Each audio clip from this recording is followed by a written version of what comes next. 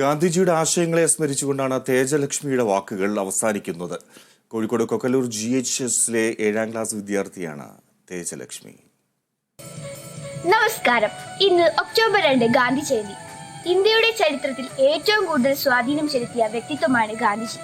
October 2 ഗുജറാത്തിലെ പോർബന്തറിൽ ജനിച്ച Mohandas Karamchand Gandhi 154 വർഷത്തിനിപ്പുറവും Indian രാഷ്ട്രീയത്തിലും സമരങ്ങളിലും പ്രതിഫലിക്കുന്നുണ്ട് എന്നത് തന്നെയാണ് ഈ ദിവസത്തെ ഇത്രയ്ക്കും പ്രാധാന്യമുള്ളതാക്കുന്നത്. ഗാന്ധി ജയന്തി ദിനം അന്താരാഷ്ട്ര അഹിംസാ ദിനമായി UN ജനറൽ അസംബ്ലി പ്രഖ്യാപിച്ചിട്ടുണ്ട്. ലളിതമായ ജീവിതം നയിച്ച വ്യക്തിത്വമാണ് ഗാന്ധിജിയുടേത്.